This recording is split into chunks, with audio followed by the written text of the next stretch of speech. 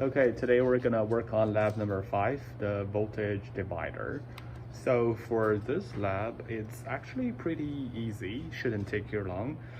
We will need 4 resistors listed on the first page of the lab manual, and also we need 1 potentiometer, which is 1K ohm potentiometer. That's the one down here, okay? If you take a look at the page 36, you will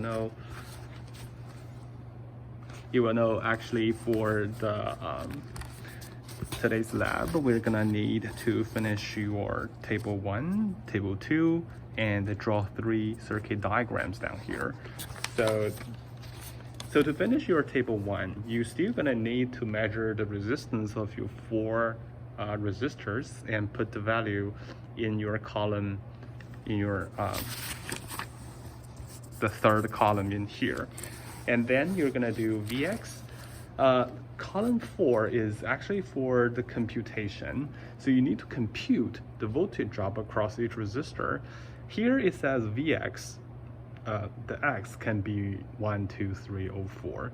So if you want to calculate V1, you just need to do V1 equals R1 divided by RT, okay? RT is the sum of all the 4 resistors in here, okay? RT is the sum of R1, R2, R3, and R4. It's the one down here. And Rx is either R1, R2, R3, or R4, okay? So if you're looking for V1, then you use your R1 divided by R total times your Vs. If you're looking for V2, you use your R2 divided by RT times your Vs, etc. Okay, so this is how you compute your the fourth column in here. Okay, and for the very last one, you need to construct a circuit as shown in figure 4, and then measure the voltage across each resistor. Okay, I'm going to show you how you can construct a circuit in here. Okay, you're going to need 4 resistors, 330. First one is 330. Okay, orange, orange, brown. Okay, 330.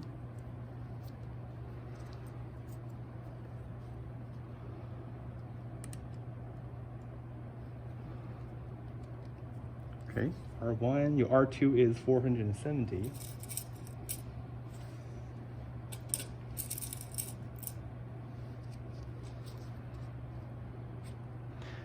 This one is a little bit tricky because the color code, I mean, there's nothing wrong with the color code, it's just that the color of violet and brown is actually pretty close. So 4 is yellow, and 7 is violet, so it's yellow, violet, and brown. Okay, so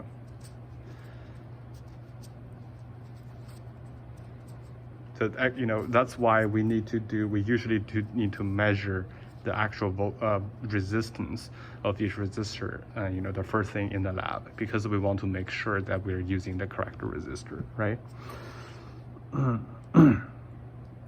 Okay, so 470, and next one is 680.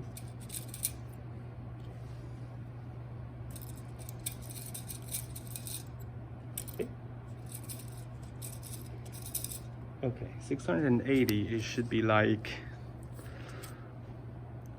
blue, gray, and brown, okay? Blue, gray, and brown.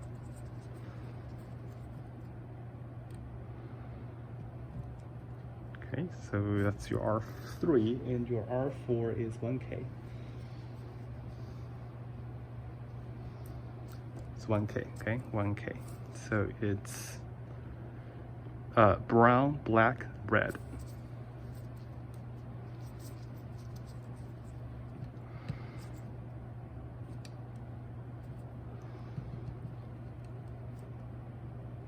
Okay, now that's the 4 resistors. Again, we're gonna use the same approach to connect the entire circuit. Like I said, I usually start from the positive terminal of your power supply, which is here. So the first wire will actually be connecting the positive of your power supply to a R1. So positive of the power supply is line 2 in here, in the top bar in here. Then this is your R1, so you're gonna connect from here to here, okay? From here to here, okay? And then another wire connecting R1 and R2. So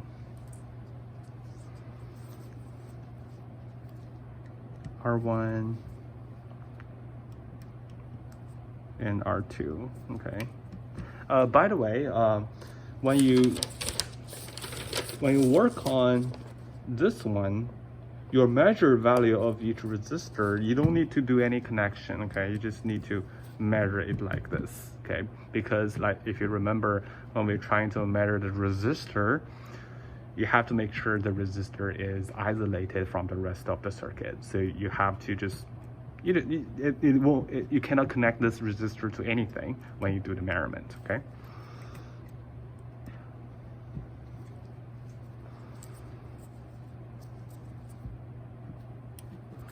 So R1 to R2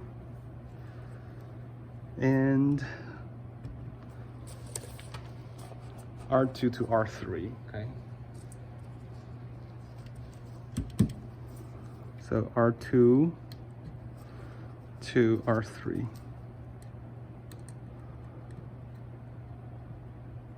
Okay, R2 to R3. And then R3 to R4.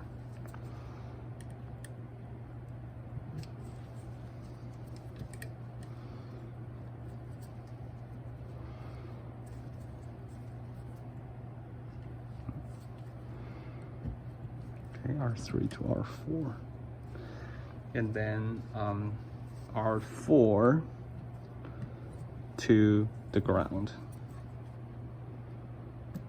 which is in here, okay? R4 to the ground, okay? Double check the circuit. VS, positive of your VS, goes to R1, R2, R3, R4, and then goes back to the negative. So positive of your power supply goes through R1, R2, R3 and R4, and then goes back to the ground, okay? Everything looks good, and your VS has to be 10 volts. So you have to make sure your VS is 10 volts, which is in here. The voltage between these two has to be 10 volts. Okay, switch to 20 volts, okay? Turn it on, and let's measure the voltage across the our power supply. Okay.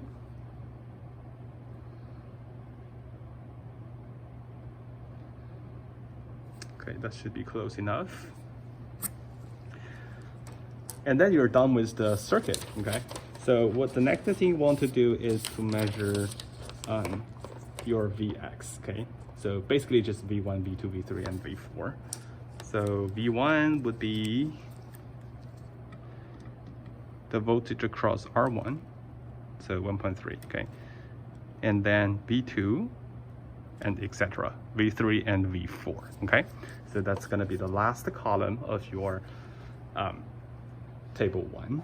And for the total, you just need to add up all these numbers together, and that's gonna be your total, right? And yeah, and when you measure the so the last row here is your total. So the total basically just add up the entire column, and that should be your total, okay? So that's going to be the table 1. And for these 3 figures in here, or circuits down here, is starting from step number 5. So basically step number 5 is asking you how you can provide a output voltage of 6.8 volts. Okay, so basically for 5, 6, and 7, and 8, basically what you're supposed to do is to try to combine different resistors so that you will be able to get a voltage that you're looking for. For example, in this case, now step number 5, you're looking for 6.8. If you have finished your table 1, you should be able to figure out that the voltage across R3 and R4 combined should be pretty close to that number, 6.8. So in that case, you just need to draw that circuit like this, okay? And you need to indicate that this part, R3 and R4, see here, there's two lines here, this is our Vx, okay? So that I will know you're actually referring to R3 and R4 combined, okay? And the same thing goes to the other two circuits in here, okay? So you need to draw the circuit and tell me which resistors are gonna combine together to get the required voltage, okay? And the last one is table 2, I think is on step number 9. So table 2 is, for table 2, you don't need a circuit in here. You need to hook up a new circuit, which is figure 3b in here, okay? So for this one, you just need R1 and R2 and our potentiometer. You don't need R3 and R4, so I'm gonna remove those two.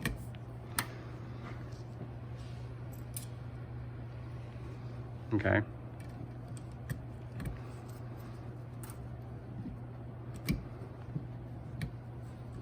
Okay, so I'm gonna hook up the circuit, figure 3b.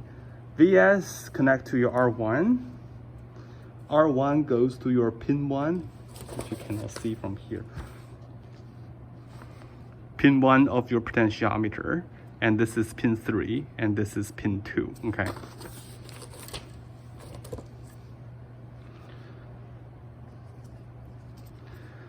So R1 goes to pin 1, that's pin 1, okay?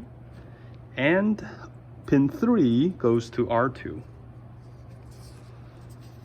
Pin 3 is over here. And this is R2. Okay? And this is R2. And then R2 goes to the ground, which is in here. Okay, R2 goes to the ground. Okay, so let's double check the circuit again. We have Vs goes to R1, Vs goes to R1, R1 goes to pin 1, R1 goes to pin 1, pin 3 goes to R2, pin 3 goes to R2, and R2 goes to Vs, okay? And what's in here is our pin 2. We're gonna actually, the Vx is between pin 2 and the ground. So we need another wire to represent the pin 2. Again, all the 4 holes in the middle of the potentiometer is your pin 2, so you can choose any of them, okay? Now let's measure, again, make sure that your Vs is 10 volts, okay? And then we're gonna measure across Vx. So the red lead goes to pin 2 and the black lead goes to the ground, okay?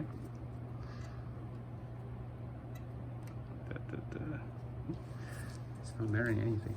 Let me, oh, I didn't turn it on.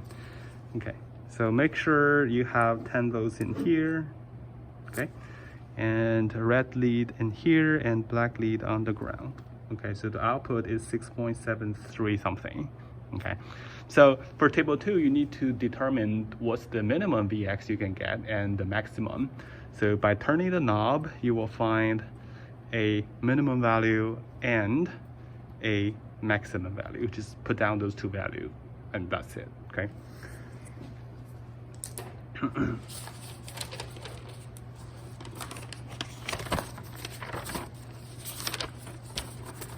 As for how you compute, as for this column in here, how to compute, that actually goes back to the question we talked about during the lecture, right? So,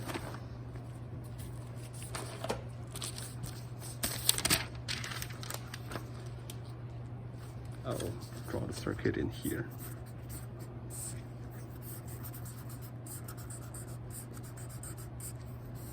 Okay. This is your Vs, this is your R1, this is your R2, and this is your RPOT, okay? So your Vx is in here, okay? So your Vx is this in here. So your Vx is kind of like a combination of, you know, part of your R potentiometer and entire R2. So this is actually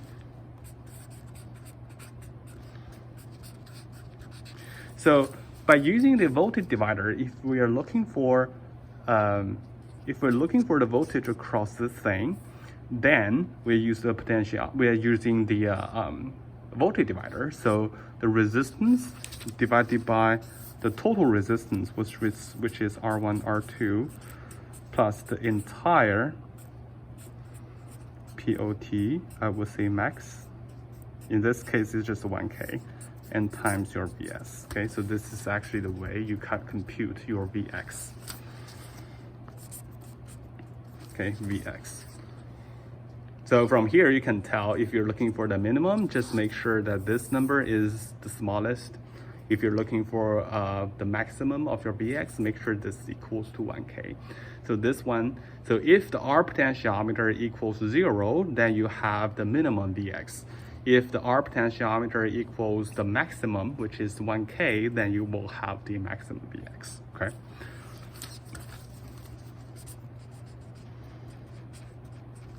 And now V mix. Vx min, okay, Vx min equals R2 only divided by R1, R2 plus 1K. Okay, times your Vs. Okay, times your Vx. And your Vmax, I will write it in another way. Vx max is gonna be RPOT max divided by R1 plus R2 plus RPOT max times Vs. And your Vx min, oh, plus R2, okay. Your Vx min, this part is gonna be gone. So just R2 divided by R1 plus R2, so RPOT max times your Vs, okay? So this is how you compute the V minimum and V maximum, okay? Yeah, so that's gonna be it. So that's the lab number 5, okay? Again, make sure you finish all the review questions you have, and then finish your lab report and turn it in. You know, combine everything in one single PDF file, please, okay? And then turn it in through the Blackboard, okay? Before the due date, all right? Yeah, that's it. Thank you so much.